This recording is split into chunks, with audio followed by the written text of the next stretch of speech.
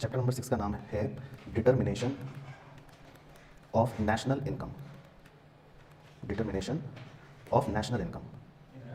हाँ, तो ये आपका न्यू चैप्टर है सीए फाउंडेशन के अंदर, और इसकी वेटेज भी आप लिख लो 8 से 10 मार्क्स की है। तो ये इंपॉर्टेंट चैप्टर है काफ़ी, क्योंकि इसमें हमको 2 यूनिट्स कवर करने होते हैं। तो आज वैसे हम यूनिट 1 से शुरू कर रहे हैं, तो आप यूनिट 1 डाल सकते हो हेडिंग। इस चैप्टर में 2 यूनिट्स हैं। तो यूनिट 1 का नाम है national income accounting. National income accounting, ठीक है। तो आज तो हम खाली यूनिट 1 ही पढ़ेंगे, और हो सकता है इस यूनिट में ही 2 लेक्चर्स निकल जाएं, लेकिन कुल मिलाकर इसमें टोटल 2 यूनिट्स हैं, और पूरा चैप्टर 8 से 10 नंबर तक की वेटेज मतलब रखता है एग्जाम के लिए। अच्छा, इसलिए इंपॉर्टेंट चैप्टर है, ठीक है। National income accounting unit number 1। चलो, तो इसमें छोटे छोटे कॉन्सेप्ट से शुरू करेंगे। तो सबसे पहले आपको, जैसे ही आपने हेडिंग लिखी नेशनल इनकम अकाउंटिंग, इसके नीचे 2 आदमी बनाने हैं। तो पहले आदमी का नाम क्या है बताओ? Simon Kuznets. पहले आदमी का नाम लिखो साइमन कुजनेट्स।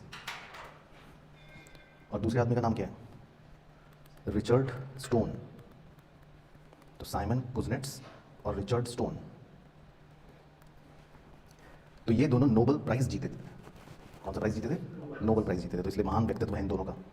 तो इन दोनों को हम क्यों लिख रहे हैं नाम? इसीलिए लिख रहे हैं क्योंकि जो नेशनल इनकम अकाउंटिंग जो ये यूनिट हम पढ़ रहे हैं, तो इसको इजाद इन दोनों ने किया था। मतलब इसकी इंपॉर्टेंस, इसको क्यों करना चाहिए, या ये कॉन्सेप्ट मतलब है भी, पहले तो किसी को पता ही नहीं था। अच्छा, ये भी है नेशनल इनकम अकाउंटिंग, मतलब देश की इनकम। लोगों को अपनी इनकम नहीं पता होती कई बार, या अपनी इनकम निकालने में दिक्कत होती है, तो इन्होंने तो देश की इनकम की अकाउंटिंग करने की बात करी थी। तो ये दोनों जो है ये पायोनियर हैं, या एक तरह से ये दोनों वो लोग हैं जिन्होंने इसकी शुरुआत करी, इसलिए हमने इनका नाम मेंशन करा, है ना। तो बस ये नाम मेंशन करने के लिए लिखा था हमने। तो ये आपके एमसीक्यू में पूछ सकते हैं, है ना। तो इसीलिए स्टार्टिंग इन दोनों के नामों से हुई। तो नेशनल इनकम अकाउंटिंग इन दोनों ने शुरू करी थी। बाकी अब इसके नीचे स्टार डाल के लिखना मेरे साथ। The central statistical organisation, bracket में CSO, bracket close, in the ministry of statistics and programme implementation, bracket में इसकी शॉर्ट फॉर्म लिख लो MOSP&I, MOSP&I, bracket close, is responsible for the compilation, is responsible for the compilation of national accounts statistics, national accounts statistics, full stop। इसी के आगे at the state level, comma, state directorates, at the state level state directorates of economics and statistics, economics and statistics, bracket में DES छोटा s, bracket close, DES छोटा s, bracket close, have the responsibility of compiling there state domestic product and other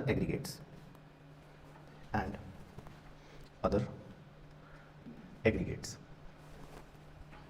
तो इसमें keywords को आप highlight कर लो, मैं भी कर लेता हूँ। एक तो CSO, MOSP&I, DES, बस 3 कीवर्ड्स हो गए, ठीक है ना। तो ये इंट्रोडक्शन में ही आपके 5 MCQ क्वेश्चन बन गए, खाली इतनी सी 5 मिनट की बात के अंदर ही। उन 2 लोगों के नाम जिन्होंने शुरू करा था, नोबेल प्राइज विजेता साइमन और रिचर्ड, नेशनल इनकम अकाउंटिंग का कार्यक्रम, खेल। और दूसरा ये जो स्टार पॉइंट है, इसमें बेसिकली हमने क्या लिखा है आपको बता देता हूँ। इसमें ये लिखा है कि डेटा कौन कलेक्ट करेगा बताओ? हमें पूरे देश की इनकम निकालनी है, ठीक है ना। यही है ना कॉन्सेप्ट नेशनल इनकम अकाउंटिंग। तो बताओ चौहान साहब, कौन करेगा काम? तो इसमें 2 लेवल्स हैं, एक है केंद्र लेवल, सेंट्रल लेवल, और एक है स्टेट्स की ड्यूटी, राज्य की। तो सेंट्रल लेवल में तो कौन सा ऑर्गेनाइजेशन है, बस आपको नाम याद रखना है, CSO, है ना। नाम से क्लियर है, सेंट्रल स्टैटिस्टिकल ऑर्गेनाइजेशन, CSO, है ना। और इनकी मिनिस्ट्री का नाम है ministry of statistics and programme implementation, ठीक है। तो खैर आप CSO याद रखना मेन तो, और बाकी मिनिस्ट्री है MOSPI, एंड वो लगा रखा होता है, लेकिन मेन हो गया MOSPI। अच्छा, स्टेट लेवल पर किसकी जिम्मेदारी है? स्टेट लेवल पर ये लोग खाली अपने अपने स्टेट का डेटा कलेक्ट करते हैं, ये खाली अपने स्टेट का डोमेस्टिक प्रोडक्ट या मतलब इनकम निकालते हैं। तो सिर्फ जिम्मेदारी है DES बोले तो डायरेक्टोरेट्स ऑफ इकोनॉमिक एंड स्टैटिस्टिक्स, है ना। तो state directorate of economics and statistics. तो बस आपको 3 शॉर्ट फॉर्म्स और फुल फॉर्म्स उनकी याद रखनी है। तो इसमें अपने आप बहुत सारे MCQ बना लेते हैं, या तो शॉर्ट फॉर्म देके उसकी फुल फॉर्म पूछ लेगा, या फिर आपसे पूछ लेगा कि सेंट्रल लेवल पर किसकी ड्यूटी है, मिनिस्ट्री का नाम पूछ लेगा, या स्टेट लेवल पर किसकी ड्यूटी है। तो ये मतलब हो गया बेसिकली। चलो, अब इसी के नीचे वो डाल के लिखना है आपको बड़ा वाई, आखिर क्यों। इसको ब्लॉक कर लो। ये चैप्टर सर हम क्यों पढ़ रहे हैं सर, बताओ दक्ष भाई। लिखो यूजफुलनेस। हाँ, तो यही है इस टॉपिक का मतलब कि भाई आखिर क्यों, वाई, क्यों कर रहे हैं हम नेशनल इनकम अकाउंटिंग। भाई हमें क्या करना देश की इनकम से, हमें तो बस अपने करोड़ रुपए कमाने से मतलब है, हमें क्या करना देश की इनकम से, है ना जॉन साहब। तो ऐसा आपके मन में ख्याल आ सकता है कि भाई क्यों, वाई। आईसी आपको परेशान करना चाहता है, आईसी आपका सिलेबस बढ़ाना चाहता है, आईसी आपको फेल करना चाहता है कि बच्चा इकोनॉमिक्स में पास ना हो, इसलिए उसने सिलेबस बढ़ाने के लिए ये करवा दिया। तो ये सब पॉइंट्स लिख लेते हैं हम, है ना, वाई में, कि भाई क्यों करनी है हमें नेशनल इनकम अकाउंटिंग। चलो लॉजिकल पॉइंट सोच के बताओ कुछ, क्यों करते हैं हम देश की अकाउंटिंग। अच्छा चलो अब जोक्स अपार्ट, लॉजिकली सोचो किसका फायदा है इसमें। हाँ, और हमें मतलब कौन अल्टीमेटली, हाँ, और हमें मतलब कौन, मतलब सरकार। हाँ, तो बेसिकली कॉन्सेप्ट इसीलिए बनाया गया, ऐसे ये दोनों लोग बेवकूफ़ नहीं थे, क्योंकि इसकी यूजफुलनेस जो थी वो गवर्नमेंट को भी होती है और बिजनेसेस को भी होती है। बहुत से बिजनेसेस जो होते हैं, मतलब कंपनीज होती हैं, वो इस इन्फॉर्मेशन के बेसिस पर अपने प्रोडक्ट की डिमांड का पता लगाती हैं, या फिर वो बहुत से अपने बिजनेस डिसीजंस लेती हैं इस चीज़ को पता लगा के, है ना। बड़ी बड़ी कंपनियां होती हैं। अब जैसे आप टेस्ला कंपनी का सोचो, अब वो किसी ऐसे देश में इन्वेस्ट करेंगे क्या जहाँ उनको पता है इनकम लेवल्स लो हैं, नहीं करेंगे, उन्हें पता है गाड़ी कोई खरीदेगा ही नहीं, है ना। तो इसीलिए बहुत सी कंपनियां भी इस इन्फॉर्मेशन की मतलब मदद लेती है। तो ये बहुत ही काम की चीज़ है। तो लिख लेते हैं पॉइंट छोटे छोटे, इनकी यूजफुलनेस क्या है। तो पहले में लिख लो विधि डाल के, helps business to forecast future demand of products. एक तो बिजनेसेस अपने प्रोडक्ट्स की डिमांड को इससे पता लगा सकते हैं, फोरकास्ट कर सकते हैं कि भाई क्या होगा हमारे प्रोडक्ट की डिमांड। दूसरी बिंदी, it shows composition and structure of national income. ये अच्छा पॉइंट है, इस पॉइंट पर स्टार लगा लेना और कॉम्पोजिशन को अंडरलाइन कर लेना और स्ट्रक्चर को, ठीक है, ये भी समझाता हूँ। दूसरा third, it helps the government, जो आपने पॉइंट बोला, it helps the government in making policies. सरकार अपनी नीतियाँ बनाती है ना, मेकिंग पॉलिसीज़ को भी आप बादल बना लो। सरकार बहुत सी पॉलिसियाँ बनाती है, इनको ध्यान में रखकर कि भाई देश की इनकम क्या है, उसकी अकाउंटिंग जब करते हैं तो उससे बहुत बड़ा फायदा होता है सरकार को भी। सरकार अपनी पॉलिसियाँ बनाती है, इसको ध्यान में रख के। बाकी चौथा भी लिख सकते हो यूजफुलनेस, इंटरनेशनल क्या, कंपैरिजंस। तो कंपैरिजन एक ऐसी चीज़ है जो इंसान को जीते जी मार देती है, लेकिन हमारे साथ दुर्भाग्य है कि बचपन से हम कंपैरिजन में ही जीते रहते हैं। तो जब छोटे होते हैं तो देखो उसका ए ग्रेड आया, तुम्हारा बी आया, कंपैरिजन, है ना। थोड़े से बड़े हो गए, रेस हो गई, वो फर्स्ट आ गया, अब तुम पीछे रह गए, और बड़े हो गए, ये हो गया, कंपैरिजन चलता रहता है ना। फिर अभी भी कंपैरिजन, वो सीए बन गया, तुम नहीं बने, वो पास हो गया, तुम फेल हो गए, है ना। और बड़े हो जाओगे, फिर इनकम का कंपैरिजन होगा कि देखो उसके पास तो मर्सिडीज है, तुम टाटा नैनो में घूम रहे हो। तो कंपैरिजन चल रहा है। अब ऐसे ही देशों का कंपैरिजन हो, भाई वो कह रहा है देश कह रहा है मेरी इनकम ज़्यादा, वो कह रहा है तेरी इनकम। तो नेशनल इनकम अकाउंटिंग है तो कॉन्सेप्ट, तो इससे इंटरनेशनल कंपैरिजन भी हो जाते हैं। तो ये मतलब इसके कुछ यूजफुलनेस हो गए। तो क्लियर हो गया। चलो, तो ये मतलब एक इंट्रोडक्शन था। तो इतनी बातें जो आपने लिखी, मतलब इसमें से कुल मिलाकर चैप्टर में 1 नंबर का क्वेश्चन आए वैसे टोटलिटी में। लेकिन हाँ, वो कहीं से भी कुछ भी पूछ सकते हैं, नाम पूछ सकते हैं इन दोनों आदमियों के, या किसी एक का पूछ सकता है, ये पूछ सकता है कौन सा है, मतलब शॉर्ट फॉर्म का फुल फॉर्म, या किसकी ड्यूटी है, और यूजफुलनेस में से कोई एक पॉइंट पूछ सकता है, ठीक है।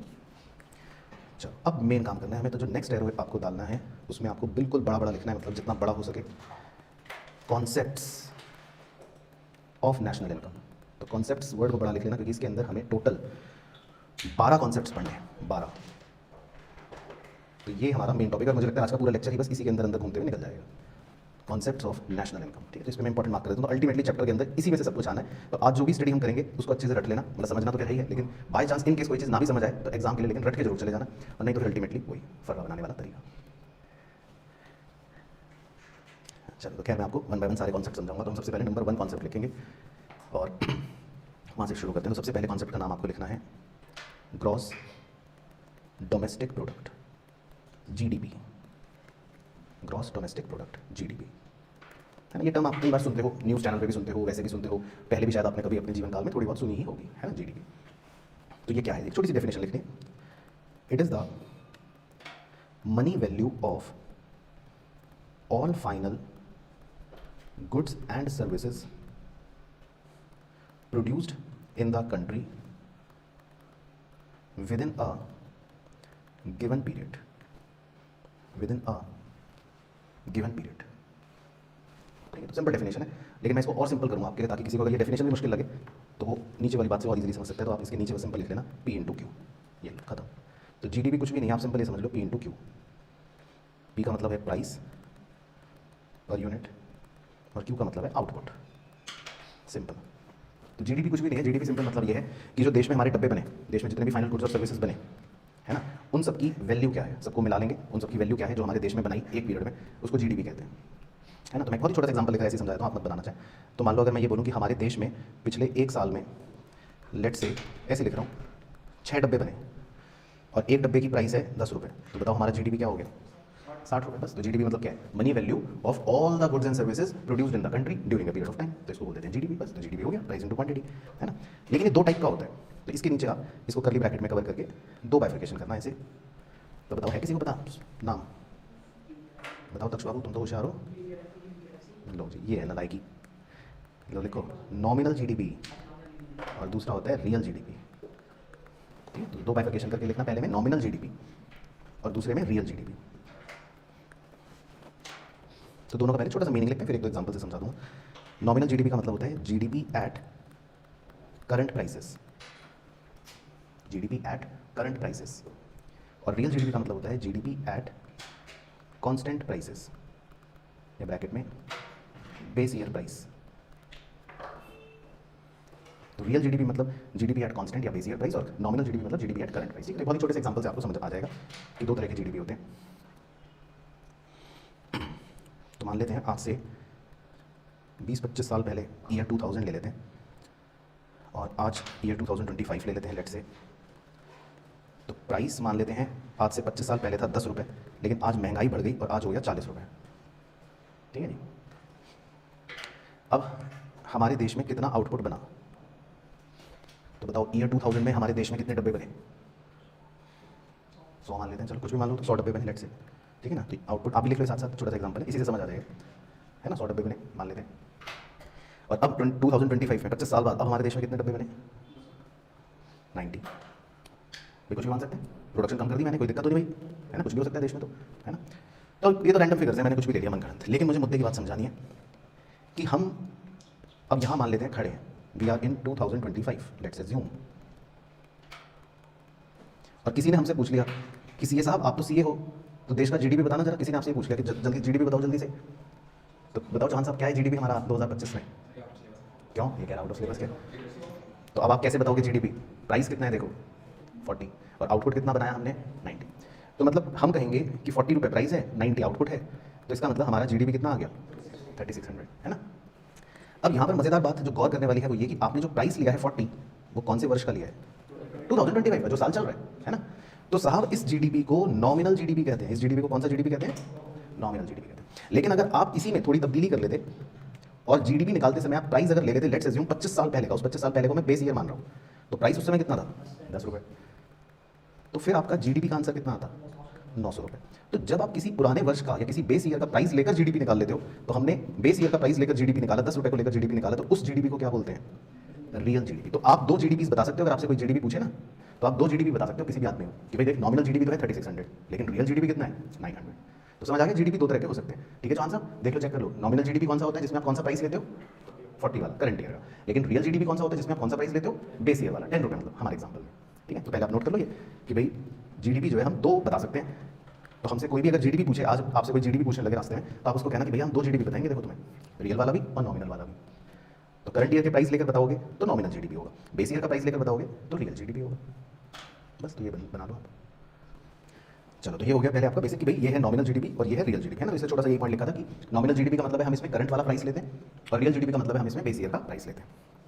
अब इसी के नीचे लिखना सेकंड पॉइंट।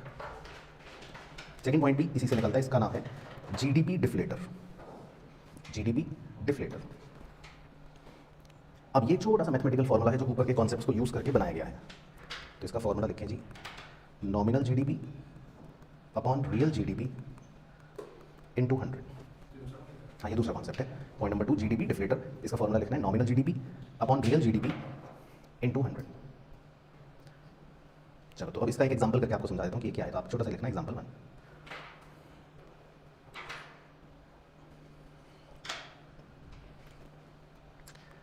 लिखो nominal GDP is equal to 1200 crore, real GDP is equal to 1000 crore. Find GDP deflator.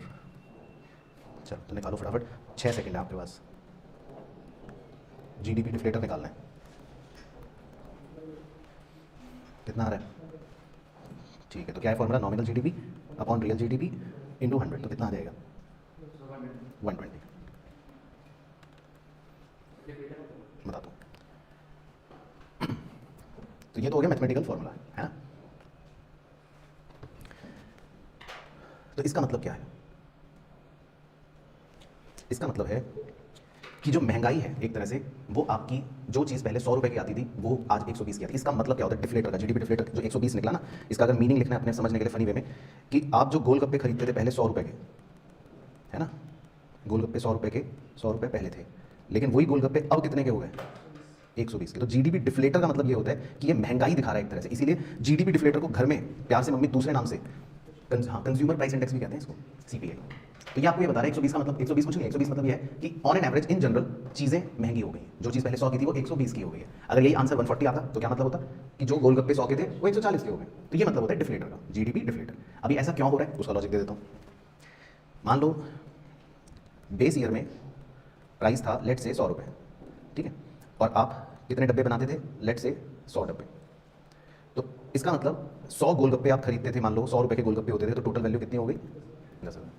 अब आज 25 साल बाद आप गोलगप्पे खरीदने गए तो गोलगप्पे का प्राइस है 120 रुपये, खरीदे आपने वही मान लेते हैं 100 गोलगप्पे, तो आज वही 100 गोलगप्पे कितने रुपए के खरीदे आपने, 12,000।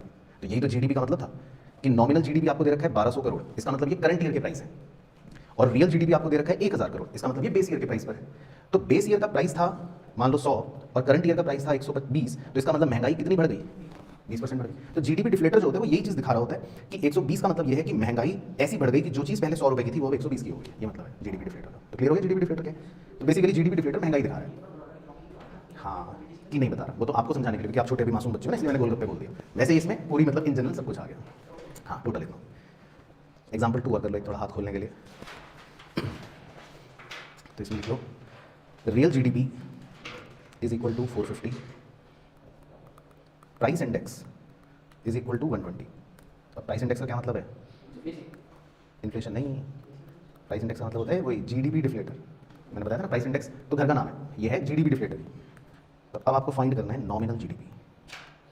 चलो 6 सेकंड है आपके पास, निकालो चौहान साहब जल्दी से। तो रियल जीडीपी है 450, प्राइस इंडेक्स है 120 और नॉमिनल जीडीपी निकालना है। क्या आ रहा है आंसर, बोलो जल्दी बोलो भाई, बोलो बोलो बोलो। कितना आ रहा है, 540 पक्का श्योर, ठीक है। तो इस मैथमेटिक्स को सॉल्व कर लिया तो कितना आ रहा है नॉमिनल जीडीपी, 540, ठीक है। तो 120 इंटू 450 ऊपर चला गया अपॉन 100, 540, बिल्कुल सही, ठीक है ना। तो मतलब आपसे किसी भी तरह क्वेश्चन 1 नंबर में पूछ सकते हैं, तो वही 1 नंबर के क्वेश्चन आएगा तो या तो ये पूछ लेगा या वो पूछ लेगा, मतलब फॉर्मूले से कोई भी एक चीज़ आपसे पूछ सकता है। तो बिल्कुल सही आंसर आ रहा है आपका 540, परफेक्ट।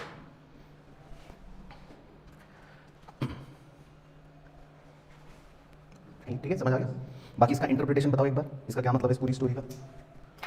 महंगाई क्या हुई है, बढ़ी कि कम, बढ़ गई, और कितनी, कितने प्रतिशत, 20%, बिल्कुल सही। तो जैसे ही आप जीडीपी इन्फ्लेटर 120 देख रहे हो तो इसका मतलब है कि महंगाई 20% बढ़ गई, है ना। जीडीपी डिफ्लेटर अगर होता 130 तो 30% बढ़ गई, जीडीपी डिफ्लेटर होता 140, सुनो, तो 40% बढ़ गई, जीडीपी डिफ्लेटर होता 160 तो महंगाई 60% बढ़ गई। अब ये बात प्रूफ करके दिखा देता हूँ। पहले हमारा कितना था दाम, 450, और अब कितना हो गया बढ़कर 540, तो कितनी बढ़ोतरी हो गई, 90 रुपये की बढ़ोतरी हो गई। तो अगर आप इसको प्रतिशत में निकालो कि भाई 90 रुपये की बढ़ोतरी हो गई और पहले दाम 450 थे तो 20 आएगा। तो जीडीपी डिफ्लेटर महंगाई दिखा रहा है। तो 120 का मतलब यह है कि महंगाई 20% बढ़ गई आपकी आंखों के सामने, कि जो चीज़ पहले 450 की थी, जो मिठाई आप पहले 450 की खरीदते थे वही मिठाई का डब्बा 540 का हो गया, ये मतलब, ठीक है। तो क्लियर हो गया जीडीपी डिफ्लेटर का खेल। चलो तो 2 कॉन्सेप्ट हो गए जी, मुबारक। उसके बाद नंबर 3, कॉन्सेप्ट नंबर 3 का नाम है इन्फ्लेशन रेट ब्रैकेट में ईयर 2। एक छोटा सा फॉर्मूला है, बहुत ही छोटा कॉन्सेप्ट है। इन्फ्लेशन रेट ब्रैकेट में ईयर 2 इज इक्वल टू, तो एक मैथमेटिकल फॉर्मूला लिखना है बच्चों वाला, GDP deflator year 2 minus GDP deflator year 1 whole divided by GDP deflator year 1 into 100। तो GDP deflator year 2 minus GDP deflator year 1 whole divided by GDP deflator year 1 into 100। तो sir ये क्या drama है। चलो तो ये एक छोटे से एग्जांपल से समझ लेते हैं, तो बहुत ही सिंपल सी चीज़ है। तो लास्ट ईयर आप थे क्लास 12th में, ठीक है। तो ये मत लिखना, क्लास 12th मत लिखना, आप लिखो जीडीपी डिफ्लेटर और ब्रैकेट में लिख लो 2023। तो मान लेते हैं जीडीपी डिफ्लेटर 2023 में था इज इक्वल टू 150, अब आप हो सीए फाउंडेशन में, ये मत लिखना, तो लिखो जीडीपी डिफ्लेटर 2024 में मान लेते हैं, कुछ भी ले लेते हैं 165।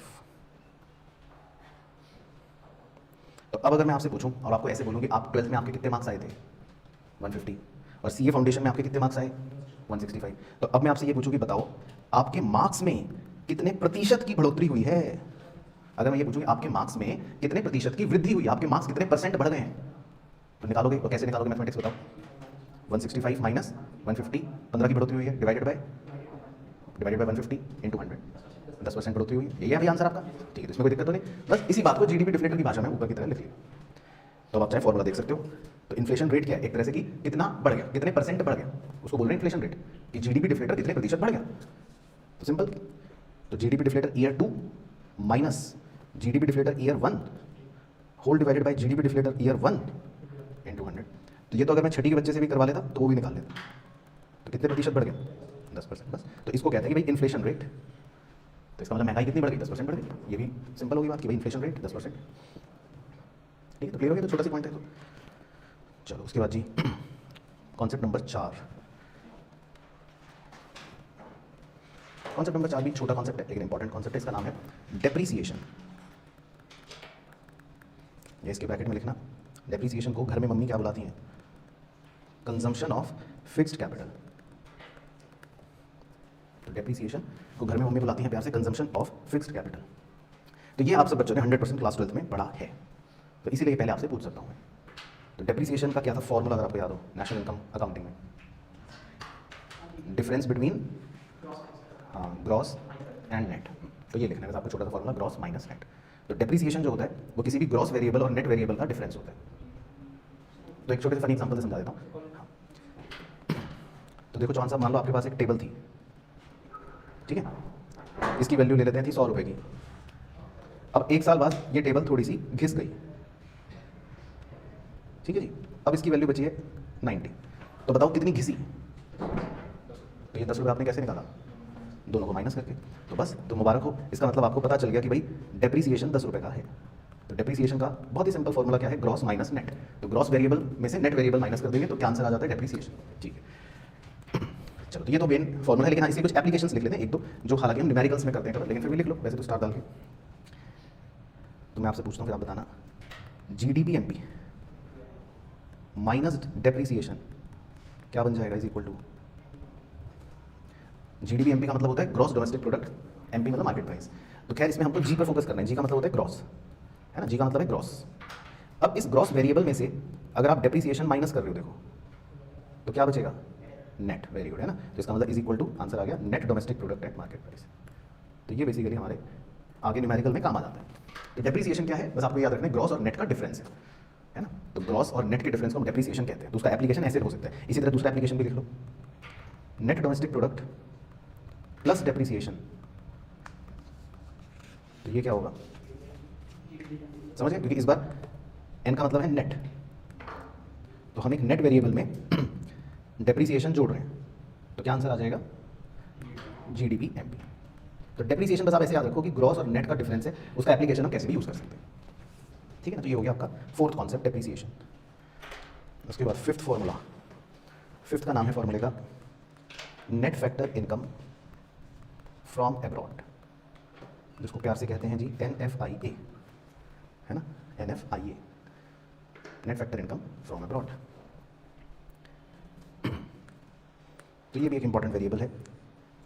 अब इसका क्या काम है लिख लेते हैं। NFIA जो है, ये दो चीज़ों का डिफरेंस होता है। किस किस का, लिखो, is equal to national product minus domestic product, national product minus domestic product. तो दो एग्रीगेट्स होते हैं नेशनल इनकम के अंदर, एक को बोलते हैं नेशनल प्रोडक्ट, एक को हम बोलते हैं डोमेस्टिक प्रोडक्ट। उन दोनों के डिफरेंस को बोला जाता है net factor income from abroad. अब नेशनल प्रोडक्ट क्या है, डोमेस्टिक प्रोडक्ट क्या है, ये हम थोड़ा सा वैसे पढ़ेंगे आगे भी, लेकिन नेशनल प्रोडक्ट को ऐसे ही मन में समझने के लिए इजी वे में आप इसको समझ लो यार, लिख सकते हो नेशनल इनकम, नेशनल प्रोडक्ट मतलब नेशनल इनकम, और डोमेस्टिक प्रोडक्ट मतलब डोमेस्टिक इनकम। तो ये आप लिख सकते हो। तो नेशनल इनकम और डोमेस्टिक इनकम के डिफरेंस को हम कहते हैं net factor income from abroad, NFIA। अब बच्चा पूछता है सर नेशनल इनकम और डोमेस्टिक इनकम में क्या फर्क है, तो बताओ क्या फर्क है। नहीं, और डोमेस्टिक इनकम, हाँ किसी, हाँ इनके में क्या फ़र्क है? हाँ मीनिंग पूछो, ये तो फॉर्मूले का वो बता दिया। चलो तो लिखो मेरे साथ। नेशनल इनकम का मतलब ये होता है कि ये एक रेसिडेंट बेस्ड कॉन्सेप्ट है। नेशनल इनकम कौन सा बेस्ड कॉन्सेप्ट है? रेसिडेंट बेस्ड कॉन्सेप्ट, यानी कि जितने भी हमारे देश के रेसिडेंट्स हैं, है ना, उनकी जो इनकम है उसको नेशनल इनकम कहते हैं। ऐसे बना सकते हो, समझने के लिए नेशनल इनकम एक कौन सा बेस्ड कॉन्सेप्ट है? Resident based concept. अब रेसिडेंट एक सिंपल शब्द है भाई, आप भी रेसिडेंट हो, मैं भी रेसिडेंट हूँ, विराट कोहली भी रेसिडेंट है, तो हम रेसिडेंट्स जितना पैसा कमा रहे हैं वो नेशनल इनकम। और रेसिडेंट्स में कंपनियां भी आती हैं, मान लो इंडियन कंपनी है कोई, ये झोपड़ियां भी बना लो, है ना, रिलायंस है मान लो, SBI है, स्टेट बैंक ऑफ इंडिया, ये भी रेसिडेंट्स हैं। तो मतलब जितने भी हम सब रेसिडेंट्स मिलकर पैसा कमा रहे हैं वो है नेशनल इनकम। तो नेशनल इनकम एक रेसिडेंट्स बेस्ड कॉन्सेप्ट है। अब मान लो मैं जापान गया, ठीक है, और मैंने वहाँ पैसे कमाए, तो वो भी नेशनल इनकम है, क्योंकि मैं कौन हूँ? रेसिडेंट हूँ। तो इसमें हमारी जो ज्योग्राफी है वो मैटर नहीं करती। आप चांद पर जाकर भी पैसे कमाओगे वो भी नेशनल इनकम, आप जुपिटर पर जाकर भी पैसे कमाओगे वो भी नेशनल इनकम। हाँ, अपने देश की नेशनल इनकम की बात कर रहे हैं, क्योंकि ये कौन सा बेस्ड कॉन्सेप्ट है? रेसिडेंट बेस्ड कॉन्सेप्ट है। तो ये भी लिख लो, नॉट ज्योग्राफी बेस्ड कॉन्सेप्ट। इसमें हमारे को ज्योग्राफी से मतलब नहीं है, आप कहीं पर भी पैसा कमाओ। समझ गए बात भाई? हमको इसमें ज्योग्राफी नहीं देखनी। आप पाकिस्तान में जाके पैसे कमाओ तो वो भी हमारे रेसिडेंट ने पैसे कमाए। विराट कोहली है जैसे, अब विराट कोहली अलग अलग देशों में मैच खेलने जाते हैं, वहाँ तो उनको प्राइज मनी मालूम मिली, मेहनत का पैसा मिला, तो है तो वो भी रेसिडेंट की कमाई, हमारे देश के एक रेसिडेंट ने पैसा कमाया। तो नेशनल इनकम एक रेसिडेंट बेस्ड कॉन्सेप्ट पर चलता है। अब आते हैं डोमेस्टिक इनकम पर। डोमेस्टिक इनकम क्या है जी? हाँ, अब डोमेस्टिक इनकम का कॉन्सेप्ट जो होता है वो होता है टेरिटरी बेस्ड कॉन्सेप्ट या ज्योग्राफी बेस्ड कॉन्सेप्ट।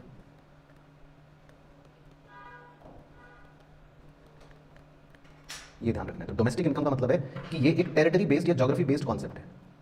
तो जितनी इनकम हमारी टेरिटरी के अंदर कमाई गई है, बस ये इसी वजह से मैंने एक भारत का नक्शा बनाने की कोशिश की है ताकि थोड़ा विजुअलाइज हो जाए कि भाई जितना भी इनकम हमारी टेरिटरी में कमाया गया है उसे डोमेस्टिक इनकम कहते हैं। अब किसने कमाई वो मैटर नहीं करता। अब मान लो क्रिस्टियानो रोनाल्डो आया इंडिया, अब उसने पैसे कमाए इंडिया के अंदर, तो वो डोमेस्टिक इनकम है। इंडिया की टेरिटरी में जिसने भी पैसे कमाए वो कौन सी इनकम है? Domestic income.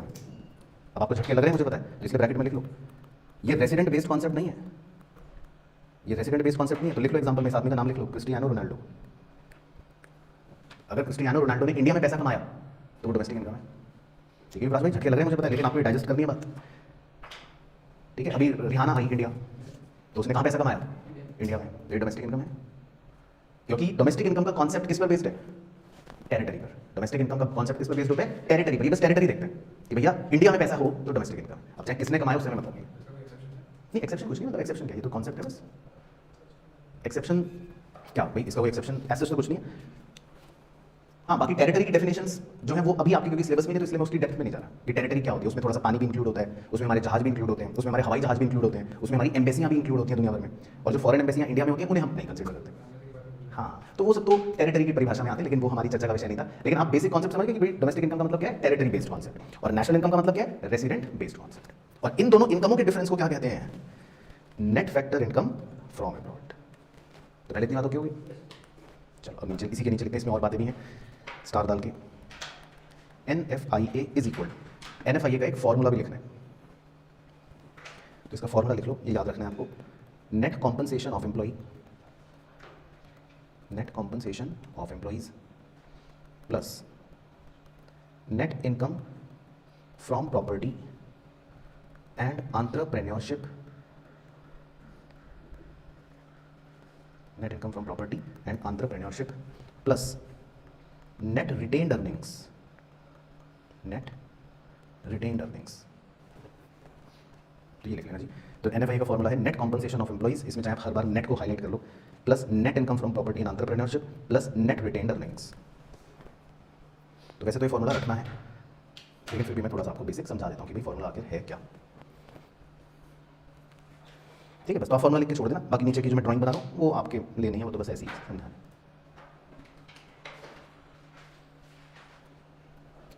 चलो देखो, बहुत ही इंपॉर्टेंट कॉन्सेप्ट है ये।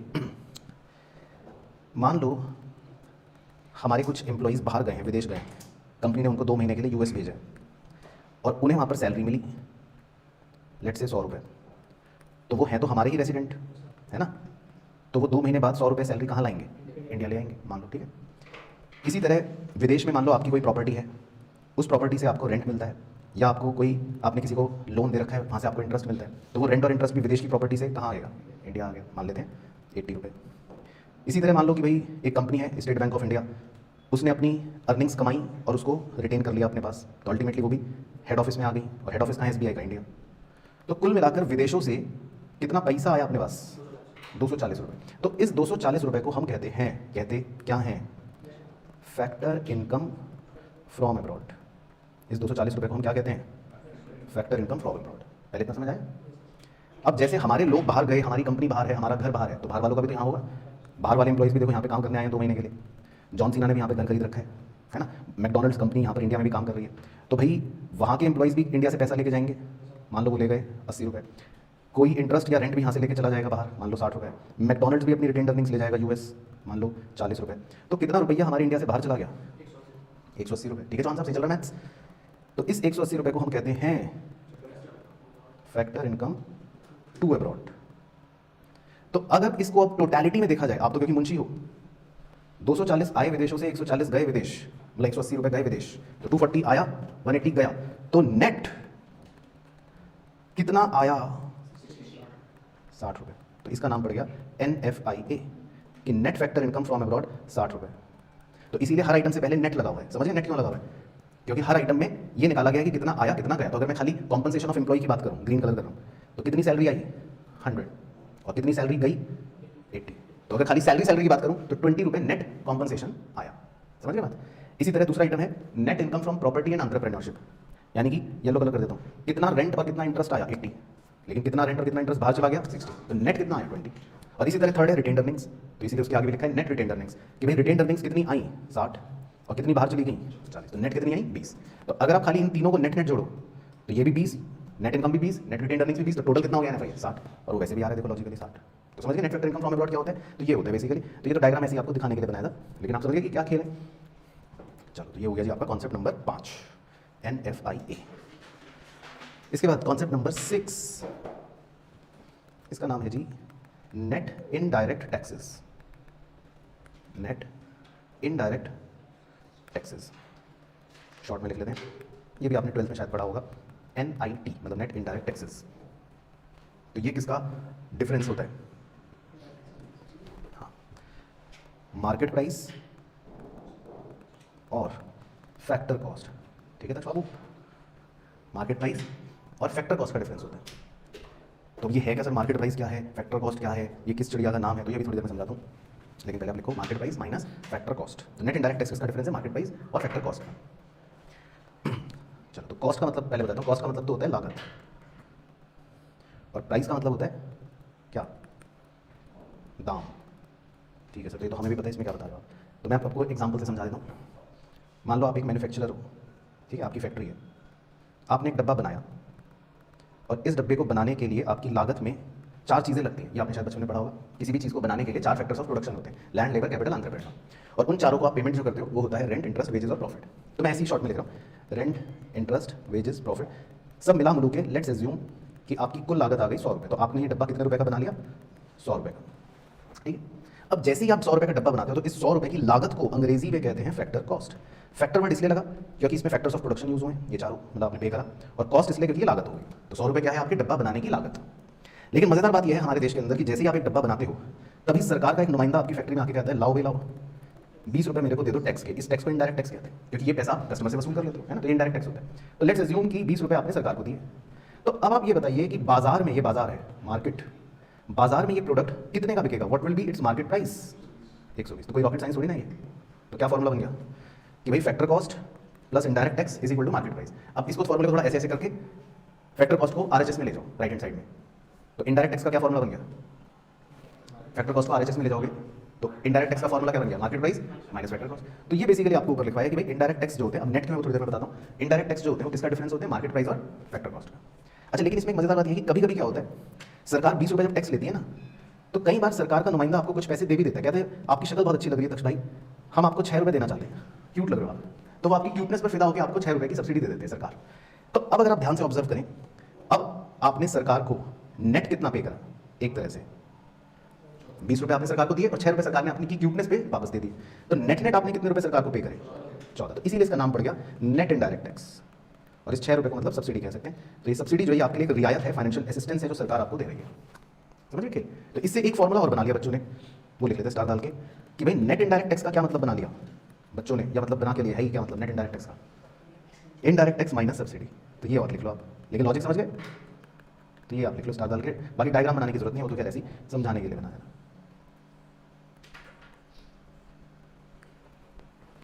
तो नेट इनडायरेक्ट टैक्स इसीलिए इसका नाम पड़ गया क्योंकि नेट इनडायरेक्ट टैक्स का मतलब हो गया इनडायरेक्ट टैक्स माइनस सब्सिडी,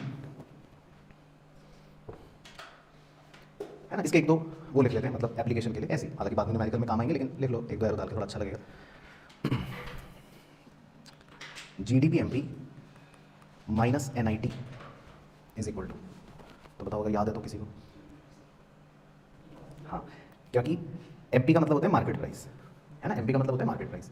तो अगर आप मार्केट प्राइस में से नेट इनडायरेक्ट टैक्स माइनस कर दोगे तो क्या बचेगा? फैक्टर कॉस्ट, है ना। मार्केट प्राइस में से नेट इनडायरेक्ट टैक्स माइनस कर दोगे तो क्या बचता है? Factor cost. तो मतलब हम लिख सकते हैं जीडीपी एफसी। इसी तरह और लिख लो जीडीपी एफसी प्लस एनआईटी, तो ये क्या हो जाएगा? हाँ, और लॉजिक है कि भाई फैक्टर कॉस्ट और उसमें अगर आप नेट इनडायरेक्ट टैक्स जोड़ रहे हो तो वो क्या बन जाएगा? GDP at market price. तो ये मतलब इनडायरेक्ट टैक्स का खेल है। तो ये फैक्टर कॉस्ट और मार्केट प्राइस का डिफरेंस होता है, मतलब मार्केट प्राइस और फैक्टर कॉस्ट का डिफरेंस होता है। तो क्लियर है बिल्कुल, यहाँ तक कोई भी डाउट तो नहीं? अच्छा, तो ये भी हो गया जी आपका कॉन्सेप्ट नंबर 6। इसके बाद कॉन्सेप्ट नंबर 7 तो छोटा सा ही है, इसका फॉर्मूला लिखना है हमें। कॉन्सेप्ट नंबर 7 पहले नाम लिख लो, नाम है डोमेस्टिक इनकम। डोमेस्टिक इनकम, है ना। तो अभी हमने इस पर चर्चा तो कर ही ली थी समझने के लिए, लेकिन अभी हमें मैथमेटिकल फॉर्मूला लिखना है डोमेस्टिक इनकम। बाकी इसको एग्रीगेट के फॉर्म में बोला जाता है, वो भी लिख लो ब्रैकेट में, NDPFC। और अब आप क्योंकि पिछले 3 कॉन्सेप्ट्स पढ़ चुके हो तो अब आपको मैं फुल फॉर्म्स डिराइव करना सिखा सकता हूँ, या आपको खुद ही आती होंगी। एन का मतलब हो गया नेट, राइट। डीपी का मतलब होता है डोमेस्टिक प्रोडक्ट, और एफसी भी आप समझ गए। तो एफसी का मतलब होता है फैक्टर कॉस्ट, हाँ, है ना।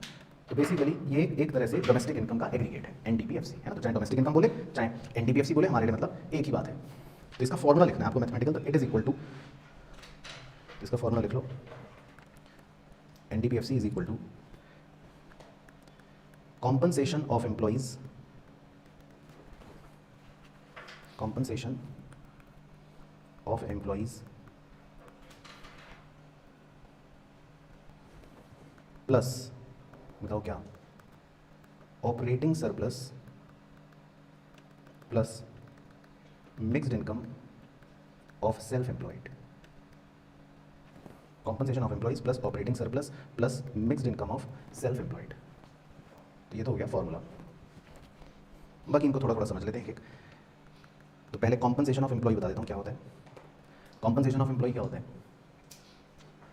एम्प्लॉयर अपने एम्प्लॉय को क्या दे रहा है, बिल्कुल सही सिंपल भाषा में, एम्प्लॉयर अपने एम्प्लॉय को जो कॉम्पनसेशन देते हैं ना। तो आप शॉर्ट में लिख सकते हो, इसमें 3 बातें होती हैं mainly, wages and salaries in cash, wages and salaries in kind, और employers contribution to social security schemes. तो ये हमको सवाल के अंदर डायरेक्टली वैसे गिवन होते हैं, wages and salaries in cash, wages and salaries in kind, और employers contribution to social security scheme. तो कैश का मतलब आपको पता ही है भाई, एम्प्लॉयर नकद दे रहा है या चेक दे रहा है। काइंड का मतलब है कि एम्प्लॉयर आपको कह रहा है ये लो घर ले लो, गाड़ी ले लो, तो वो हो गया wages and salary in kind. और एम्प्लॉयर्स कॉन्ट्रीब्यूशन जो होता है ये होता है, जैसे अगर आपने पढ़ा हो 12th में, डेफिनेट सी बात है, पढ़ा ही होगा कि भाई बहुत से एम्प्लॉयर्स अपने एम्प्लॉई के नाम का पैसा उसके प्रोविडेंट फंड में जमा करते रहते हैं, तो वो भी एक तरह से सैलरी देने का ही तरीका हुआ। मान लो मैंने बोला कि मैं आपको पैसे नहीं दे रहा, लेकिन मैं आपके नाम के पैसे गुल्लक में डाल रहा हूँ, बाद में ले लो, तो है तो वो भी पैसे। तो ये मतलब होता है कॉम्पनसेशन ऑफ एम्प्लॉय। दूसरी टर्मिनोलॉजी है ऑपरेटिंग सरप्लस। तो ये एक अच्छी टर्मिनोलॉजी है ऑपरेटिंग सरप्लस। इसका मतलब वैसे लिख लो होता है सिंपल भाषा में कि भाई income from property and entrepreneurship, इसको बोलते हैं हम income from property and entrepreneurship, इसका बड़ा नाम ये है फुल फॉर्म। तो ऑपरेटिंग सरप्लस का मतलब है income from property and entrepreneurship. अब ये है क्या, मतलब प्रॉपर्टी से क्या पैसा आ रहा है, एंटरप्रेन्योरशिप से क्या पैसा आ रहा है। तो प्रॉपर्टी से आपको 3 चीज़ें मिलती हैं, बताओ क्या।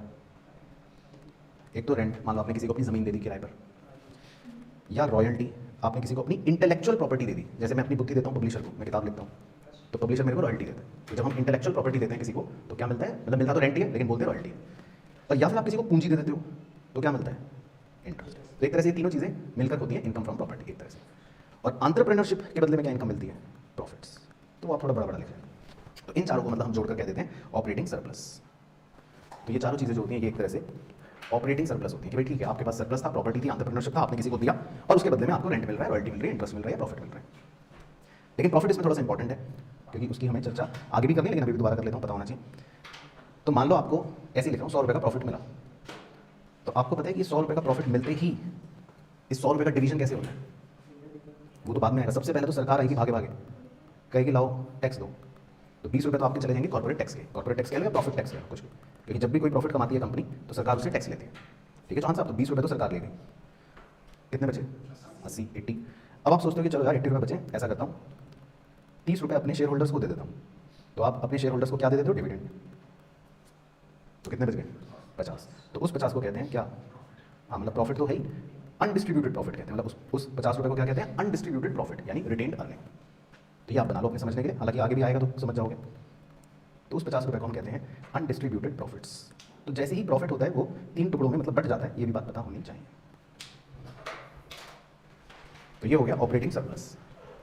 और तीसरी और आखिरी टर्म थी फॉर्मूले में mixed income of self employed, तो वो भी बना लो। वो तो छोटा सा कॉन्सेप्ट है, हालांकि वो हमें हमेशा गिवन ही होता है, तो उसका एप्लीकेशन नहीं है कोई। तो इसका नाम है mixed income of self employed. तो mixed income of self employed जो है वो बेसिकली अगर आप नाम को धीरे धीरे पढ़ो तो इसमें हम सेल्फ एम्प्लॉयड लोगों की बात करते हैं। अब सेल्फ एम्प्लॉयड लोग जो होते हैं मतलब जो अपना काम खुद कर रहे हैं, उनकी जो इनकम होती है वो कई बार मिक्स्ड होती है। मिक्स्ड इसलिए होती है क्योंकि वो अपनी ज़मीन पर काम कर रहे हैं, तो वो रेंट भी अपने आप को ही दे रहे हैं, वो पैसा भी अपने ही लगाते हैं, तो वो इंटरेस्ट भी अपने आप को ही दे रहे हैं।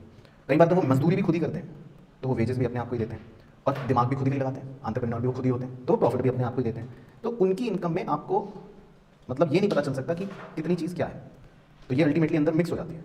तो इन 4 चीज़ों को डालकर आपने मिक्सर ग्राइंडर में चला दिया और 5 मिनट बाद जब निकालोगे तो क्या निकलेगा, हाँ एक पूरा ग्लास भर के मैंगो शेक तैयार हो गया।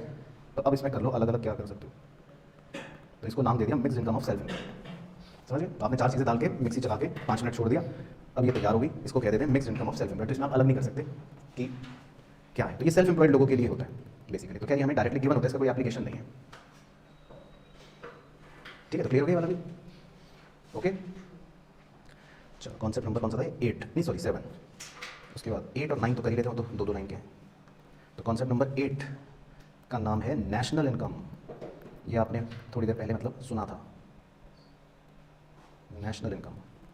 लेकिन इसका एग्रीगेट याद है किसी को कि इसको किस एग्रीगेट से संबोधित करते हैं, हाँ तो वो लिख लो NNPFC।